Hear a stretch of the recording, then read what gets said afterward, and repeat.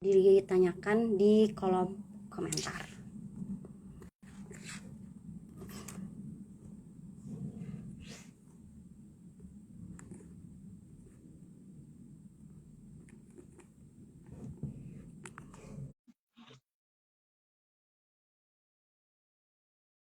Halo Vinta, kita nunggu narasumbernya dulu ya guys ya. Sebelumnya selamat datang kepada yang sudah menonton di Oh Ya Cerita episode 6. Di Oh Ya Cerita episode ini kita bakalan ngobrol sama Apip yang kebetulan sekarang lagi kuliah di Paris dan di Jerman juga. Jadi kita tanya-tanya ke dia, kenapa sih dia bisa kuliah di dua negara sekaligus? Gimana sih caranya gitu? Sebentar ya.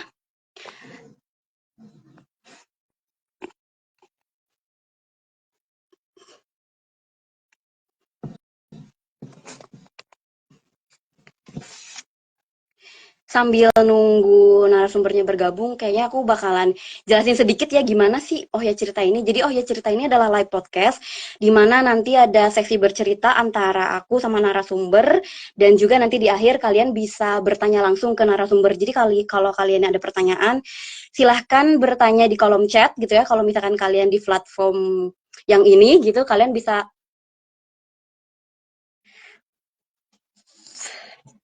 ya kalian bisa bertanya di kolom komentar gitu. Sebentar ya teman-teman.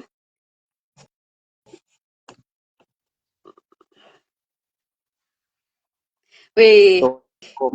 halo Sorry. selamat siang. Siap. Thank you banget nih sebelumnya yang udah mau bercerita di Oh Ya Cerita ini. Sebelumnya gimana nih kabarnya nih? Manggilnya apa nih? Apip, Rizal, apa Muhammad gitu? Panggilan akrabnya nih Kak.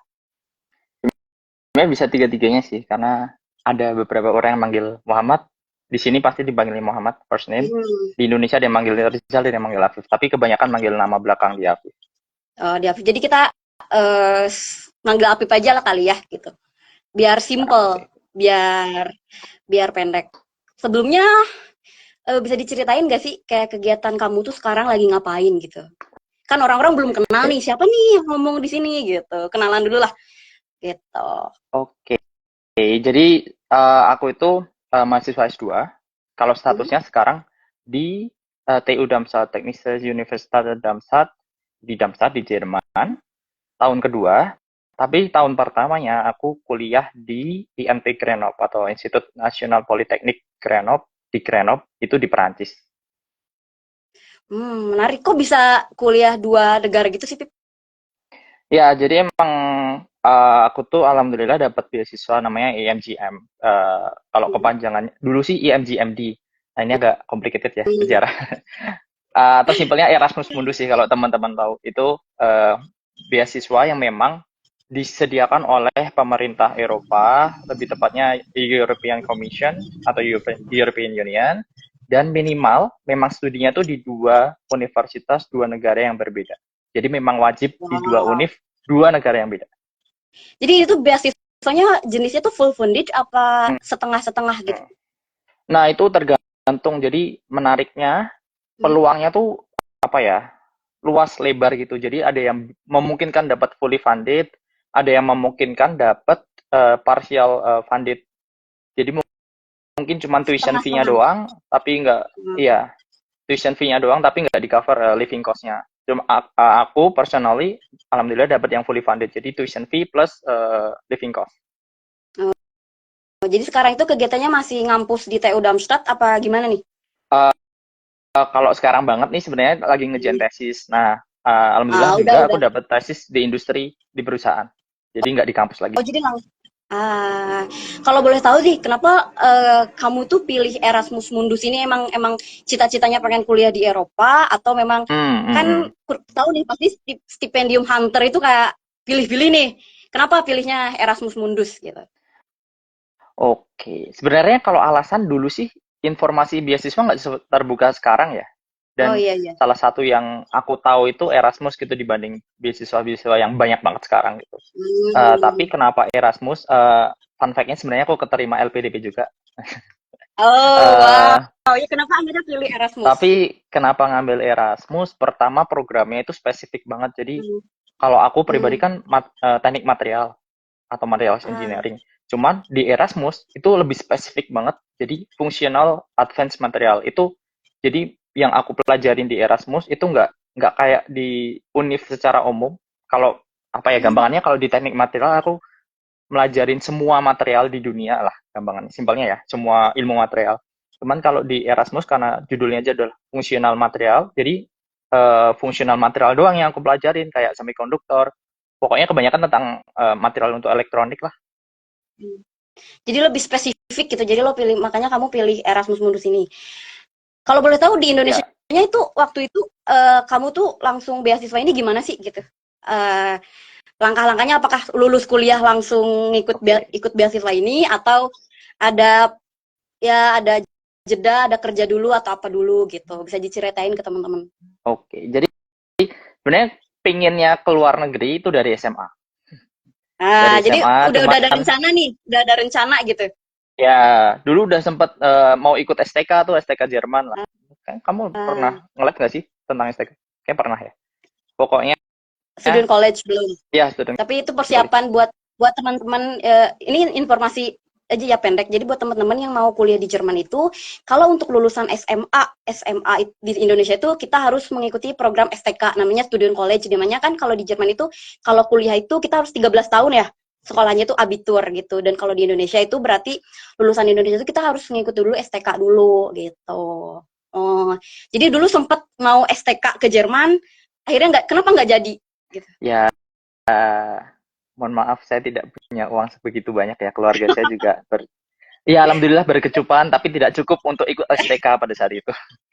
Eh, Oke, dan Ya akhirnya kuliah akhirnya kuliah S1 di Indonesia, tetap masih ada tuh keinginan S2, tapi hmm, qadarullahnya memang kerja dulu karena ternyata memang hmm, modal untuk cari beasiswa pun juga lumayan gitu. Dan betul. kerja niatnya cuma 1 tahun, ada COVID gitu kan. Ya gitulah. Jadi Jadi keterusan. extend. Akhirnya alhamdulillah 3 tahun kerja baru berangkat ke Perancis. Hmm. Kalau untuk prosesnya persiapannya sendiri tuh dari kapan sih Pip? Karena Hmm, setahu aku tuh memang persiapan beasiswa itu kan nggak mudah ya, butuh biaya ya. juga gitu, butuh persiapan. Kalau untuk Erasmus waktu kemarin tuh lo berapa lama sih persiapannya gitu? Ya tadi udah karena udah dari SMA sebenarnya kalau mulai cari Hmm, infonya ya udah dari saat itu dong. Tapi ya baru betul sebatas betul. info-info aja gitu. Cuman kalau intens nyiapin dokumen, nyiapin persiapan IELTS dan sebagainya mungkin 6 bulan lah kurang lebih. 6 bulan. Jadi Ya, enam cukup bulan. nggak singkat juga sih sebenarnya kan lo kamu udah mulai cari beasiswanya dari SMA ya gitu ya. Jadi udah tahu Hmm, nih hmm. langkah-langkahnya gimana. Jadi memang saat berarti 6 bulan itu saat udah pas kerja dong berarti. Iya, ya, ya. Dan itu challenging sih karena harus bagi waktu kan antara kerja Hmm, sama nyiapin. yang nyiapin kuliah. Nah, kan lo udah beasiswa nih. Ya. Persyaratannya apa aja nih? Karena setahu aku tuh kayak yang beasiswa itu Oh, harus yang apakah harus pinter gitu kan? Apakah harus aktif di organisasi gitu? Gimana sih sebenarnya? Kalau kan pasti kamu kan udah dari SMA tuh, ya. udah cari-cari info beasiswa kan, udah hafal banget nih berarti nih, udah hatam banget nih. Bisa di-sharing nggak sih ke teman-teman yang sekarang mungkin di Indonesia yang Oke. punya keinginan juga buat dapat beasiswa Nah, ini kalau nantinya? penontonnya penontonnya YouTube-nya Raditya Dika, aku nggak kayak Safira ya yang kemarin dari SMP guys sudah nyari beasiswa untuk S1 nyiapin. Iya iya dari SMA. Aku nggak seintens itu sih. Jadi kayak ya udah cuman 6 bulan. Jadi paling dokumen normal kayak sih. Jadi maksudku aku tidak menyiapkan program untuk diriku selama SMA dan S1 supaya aku punya portofolio bisa keterima beasiswa gitu. Hmm. Cuman ya aku yang memang suka aktif organisasi, terus aku aktif di PKM, PIMNAS kalau teman-teman tahu di Indonesia ya kompetisi penelitian gitu. Eh, tapi bukan berarti harus pinter atau harus punya prestasi. Sebenarnya yang penting teman-teman punya value sih, apapun value-nya itu. Nah, kalau tadi ngomongin dokumen, value itu penting dimasukin ke salah satunya ada di CV. Itu Hmm. pasti jadi salah satu portfolio kan. CV ini default ya standar CV, cover letter atau motivation letter, recommendation letter dari entah dosen, entah profesor, entah kerja, maksudnya supervisor kerja atau siapapun, bahasa Inggris karena IMGM ini Wow. internasional programnya, jadi semuanya dalam Inggris. Jadi teman-teman nggak perlu khawatir harus belajar Jerman atau enggak, harus belajar bahasa lokal atau enggak, sebenarnya nggak perlu. Ah, Tapi kalau jurusannya spesifik bahasa atau sejarah gitu, ya memang mereka butuh bahasa lokal pasti. Itu oh. standar ya, Jadi tapi nanti biasanya ada tambah-tambahan juga, tergantung deh. kalau standarnya memang sama aja ya kayak CV, Ya, motivation ya. letter, surat rekomendasi. Untuk motivation letter sendiri nih, ya kan ini kan salah satu pembuka ya gimana kamu di mena, bukan menjual diri apa bahasanya, untuk menunjukkan value kamu itu kan salah satunya di motivation Ya, letter. Ada nggak sih tips dan trik yang lo bisa kasih ke teman-teman gimana sih cara bikin motivation letter buat beasiswa itu seperti apa? Yang harus sebenarnya kalau cara ditonjolkan itu apa sih gitu? Yang harus ditonjolkan itu apanya gitu? ya kalau kalau cara bikin tuh tiap orang beda-beda sih menurutku. Aku juga kebetulan aku pribadi juga bantuin ya teman-teman. Setelah Hmm. aku keterima, aku bantuin beberapa teman-teman yang memang cari beasiswa sampai sekarang secara personal gitu. Dan stylenya beda-beda, apa yang ditulis di dalamnya Hmm. beda-beda. Menurutku nyusun motivation letter tuh kayak kita nyusun puzzle gitu. Jadi kita punya apa piece apa apa sebetulnya satuan-satuan puzzle gitu. Ya gimana secara kita pinter-pinternya nyusun si puzzle-puzzle itu dalam satu buah bingkai motivation letter. Nah kan apa yang mau kita tuangkan, puzzle-nya bentuknya apa itu kan terserah kita. Cuman satu hal yang penting menurutku itu adalah peer review. Jadi harus cari temen, entah Hmm. senior, entah alumni, entah awardee yang udah pernah menerima beasiswa itu atau sedang menjalani beasiswa itu untuk nge-review dokumen kita. Itu paling Oh. penting sih menurutku. Jadi cari point of view yang lain ya, karena kalau misalkan kita yang nulis sendiri, kita review sendiri ya bagi kita udah perfect gitu, Iya, tapi ternyata mungkin ada ya. sesuatu yang yang loss, yang hilang gitu kan. Karena kalau setahu aku memang kalau untuk motivation letter itu ya itu tadi itu kan kayak puzzle dan Ya, kita harus bikin benang merah gitu kan. Jadi nggak ya. tiba-tiba kamu mau kuliah ini, tiba-tiba itu nggak seperti itu ya. Kalau untuk Erasmus Mundus sendiri, kalau misalkan untuk akademik itu ada persyaratannya nggak sih? Kayak misalkan GPA-nya Uh, harus, kalau misalnya di Indonesia harus 4 gitu, atau sebenarnya terbuka aja gitu untuk semua orang? dia nggak ada statement GPA harus berapa Hmm. gitu. Tapi ya pasti itu akan jadi nilai plus.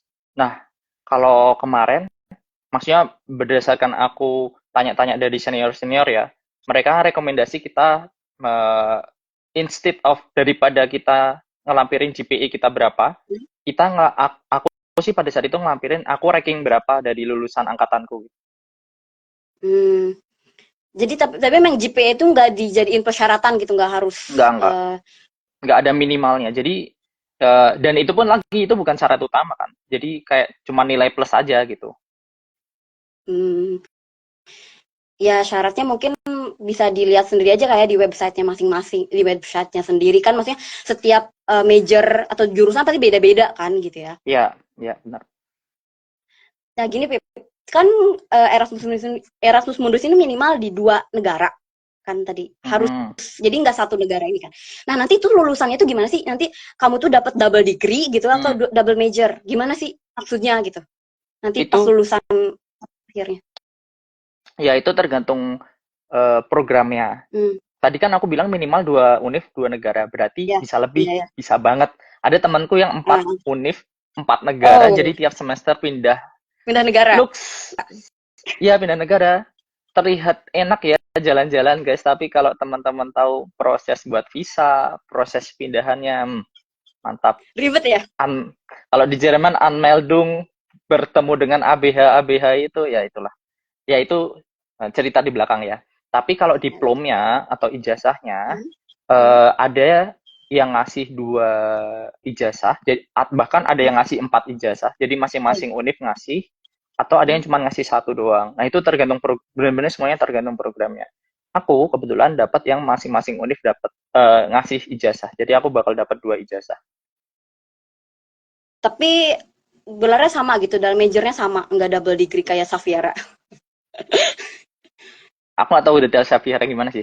Kalau aku sih kayak gelarnya misalnya, jadi beda. Kalau yang di Perancis itu material science, ya ini Hmm. agak-agak beda sih sebenarnya. Kalau yang di Jerman ini di TU Darmstadt itu material science engineering.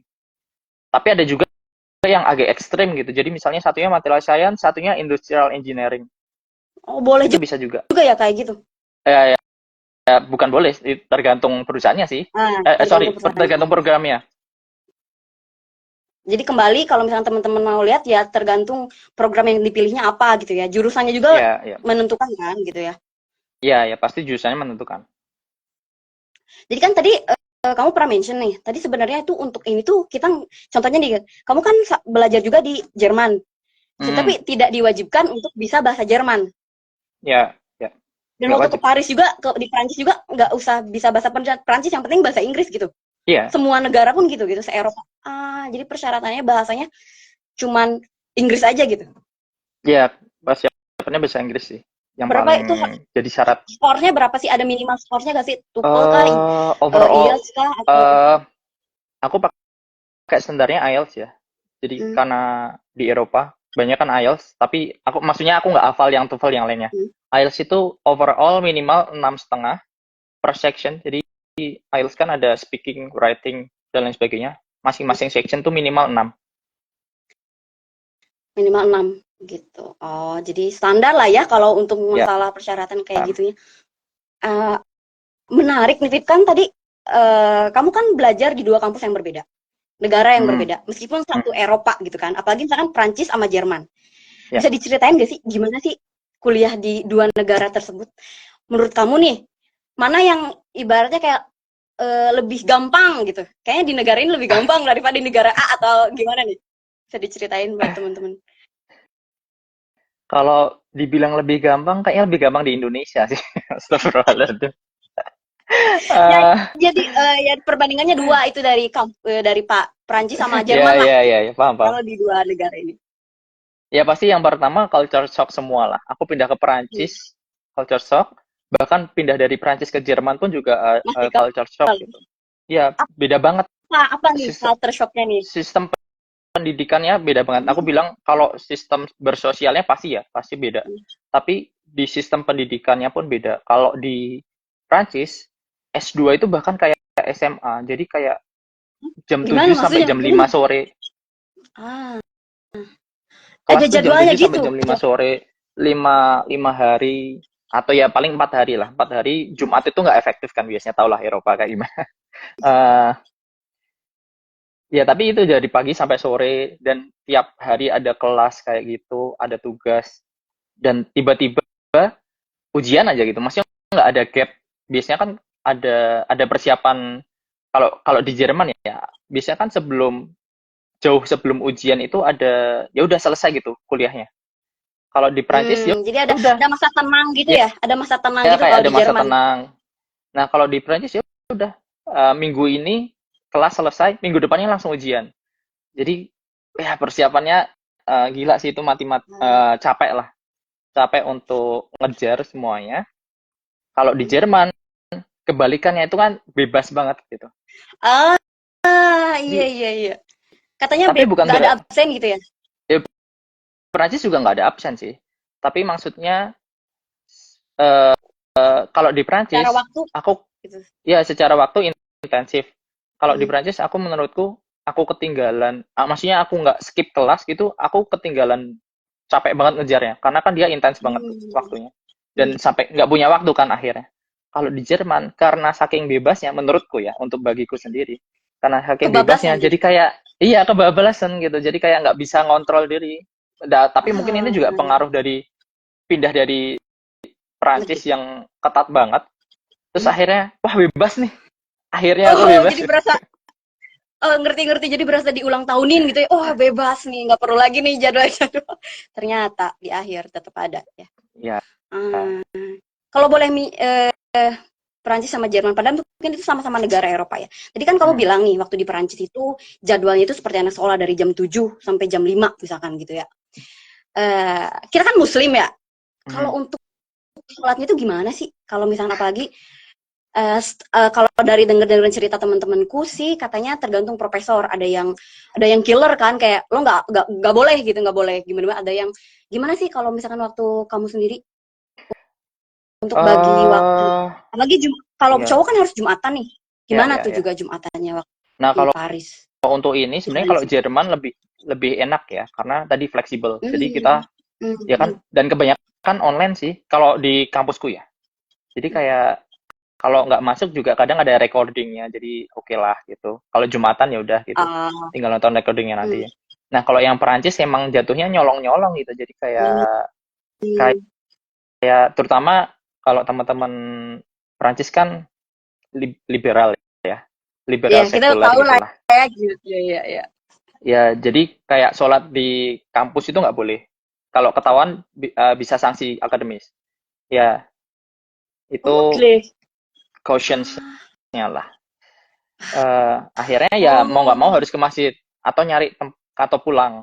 Jadi kalau aku waktu itu eh, kan istirahat makan siang ya hmm. lari gitu, maksudnya cari cari masjid paling dekat atau cari tempat yang oke lah untuk sholat. Nah kalau Wow. Jumatan biasanya Hmm. skip. Kalau ada kelas aku biasanya skip. Tapi emang nggak ada toleransi. Oh, aku Muslim nih Pak, aku mau nggak Nah, bisa kayak gitu. nggak Nggak itu mah urusan semudah itu ya. urusan pribadi sih.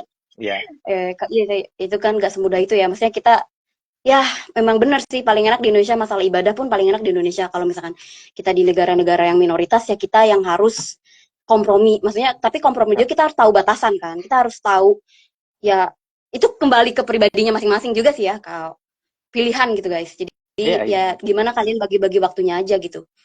Ya kalau ngomongin itu mah rada susah, tapi memang kalau misalnya kita bisa mencari peluang ya kayak bisa tadi kita bisa sholat saat istirahat makan siang gitu kan, curi-curi waktu lah gitu. Karena ya. ya Yang penting sebenarnya mau aja sih, kemauan individu sih menurutku. Kalau masalah bisa caranya bisa pasti ada caranya aja lah. ada caranya ya gitu. Ya, Berarti ya, kalau ya. misalkan secara itu, berarti kalau misalkan dilihat berarti oh enggak sih, kalau misalkan dari dua negara yang kamu pernah ituin ya, Ya, berarti ya. Jerman lebih ramah gitu buat Muslim apa gimana? Eh, aku nggak tahu, maksudnya aku nggak mau bilang lebih ramah atau enggak, tapi mungkin aksesnya lebih banyak di Jerman. Hmm, Maksudnya kayak masjid ya itu kita lebih kan banyak. masjid juga gitu.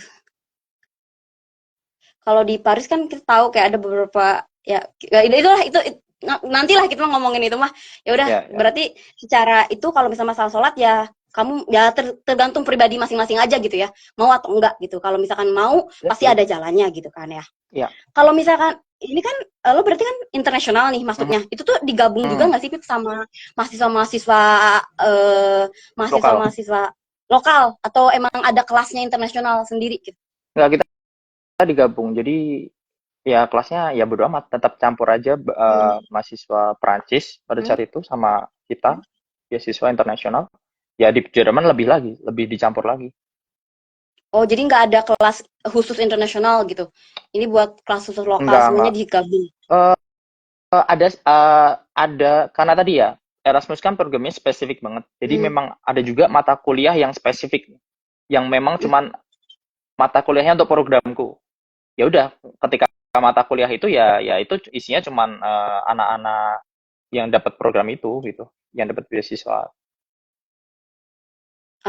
Tapi memang secara umum itu digabung ya, nggak ada. Ya, Ini internasional kelasnya sini, lokal di sini nggak ada gitu. sih, Nggak kayak nggak gitu. ada kayak gitu. Ini kan kita ngomongin kayak pastinya kan antara eh, pertama kan lo kuliah di Perancis nih, Mhm, terus ke Jerman.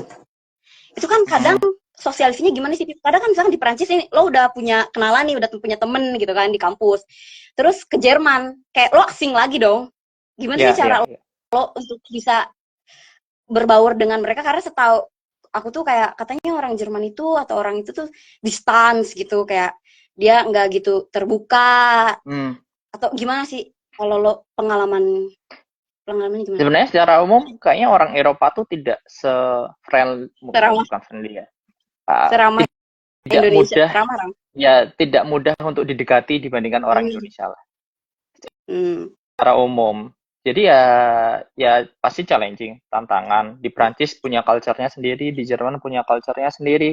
Eh, tapi kalau aku pribadi yang menyelamatkanku, gitu, ya teman-teman Indonesia, teman-teman PPI, atau ya pokoknya teman-teman Indonesia lah. Itu yang menyelamatkanku dan itu yang biasanya aku cari pertama kali ini anak-anak Indonesia daerah ini siapa aja, terus gimana orang. Hmm. Tapi kalau internasional, maksudnya sosialisasi Hmm. sama anak-anak lokal atau internasional, Hmm. biasanya aku deketin anak-anak internasional dulu, karena kan kita Hmm. senasib dan Iya, relate sama-sama gitu kan kita. seperjuangan. Iya, jadi lebih mudah gitu Hmm. sosialisasinya. Baru nanti pelan-pelan masuk ke lokal. Karena kan harus belajar culture, harus belajar bisa bahasanya dan lain sebagainya. Betul.